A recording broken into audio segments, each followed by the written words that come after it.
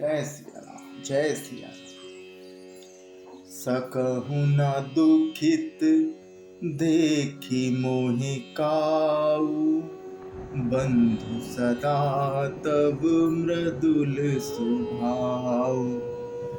मम हित लागी तजेहु पितु माता, सहेहु विपिन हिम आतप बाता। और बोले, हे भाई, तुम मुझे कभी दुख नहीं दे सकते थे। तुम्हारा स्वभाव सदा से ही कोमल था। मेरे हित के लिए तुमने माता पिता को भी छोड़ दिया और वन में जाड़ा, गर्मी और हवा सब सहन किया। सो अनुराग कहाँ अब भाई, उठहु न सुने मम वचन बिकलाई। ज्यों जन तेऊ बन बंधु बिछोहु, पिता वचन मन तेऊ नहीं ओहु। हे भाई, वह प्रेम अब कहाँ है? मेरे व्याकुलता पूर्ण वचन सुनकर उठते क्यों नहीं? यदि मैं जानता कि वन में भाई का विछोह होगा, तो मैं पिता का वचन, जिसका मानना मेरे लिए कर्तव्य था, उसे भी न मानता। सुत बित नारी भवन परिवारा, हुई है जाहि जग बारहि बारा। अस विचार जिय जागहु ताता, मिलई न जगत सहोदर भ्राता। पुत्र, धन, स्त्री, घर और परिवार ये जगत में बार बार हो जाते हैं, परंतु जगत में सहोदर भाई बार बार नहीं मिलता। हृदय में ऐसा विचार, हे तात जागो। जथा पंख बिनु खग अति दीना, मन बिनु परि करिवर करहीना। अस मम जीवन बंधु बिनु तोही, ज्यों जड़ देव जियावै मोही। जैसे पंख बिना पक्षी, मणि बिना सर्प और सूंड बिना श्रेष्ठ हाथी अत्यंत दीन हो जाते हैं, हे भाई, यदि कहीं जड़ देव मुझे जीवित रखें तो तुम्हारे बिना मेरा जीवन भी ऐसा ही होगा।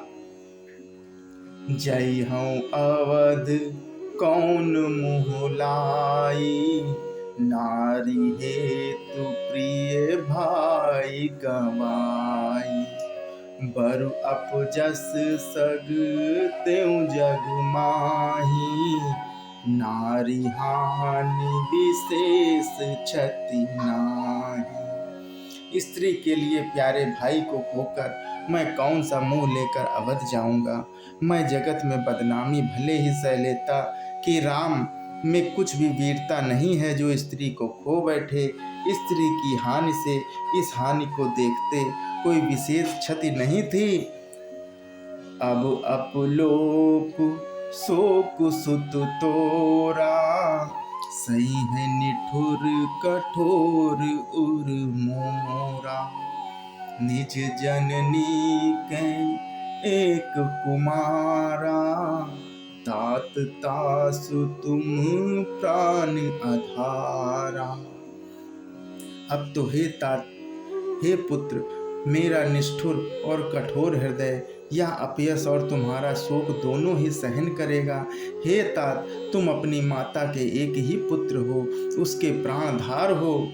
सौंपहि मोहि तुम्हें गही पानी, सब विध सुखद परम हित जानी। उतरहु कहा दहऊँ तेहि जाई, उठ किन मोहि सिखावहु भाई। सब प्रकार से सुख देने वाला और परम हितकारी जानकर उन्होंने तुम्हें हाथ पकड़कर मुझे सौंपा था। मैं अब जाकर उन्हें क्या उत्तर दूंगा। हे भाई, तुम उठकर मुझे समझाते क्यों नहीं हो। बहुविधि सोचत सोच विमोचन, स्रवत सलिल राजीव दल लोचन, उमा एक अखंड रघुराई, नरगति भगत कृपाल दिखाई। सोच से छुड़ाने वाले श्री राम जी बहुत प्रकार से सोच कर रहे हैं। उनके कमल की पंखुड़ी के समान नेत्रों से विषाद के आंसुओं का जल बह रहा है। शिव जी कहते हैं कि हे उमा, श्री रघुनाथ जी एक अद्वितीय और अखंड वियोग रहित हैं। भक्तों पर कृपा करने वाले भगवान ने लीला कर कर मनुष्य की दशा दिखलाई है। प्रभु प्रलाप सुनि कान, विकल भय बानर निकर, आय गयो हनुमान जिम, करना महे वीर रस।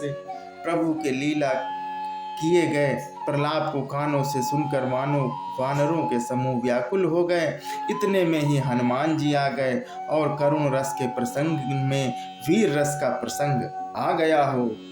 हरसि राम भेटऊ हनुमाना, अति कृतज्ञ प्रभु परम सुजाना, तुरत वैद तब कीनी उपाई, उठ बैठे लक्ष्मण हरसाई।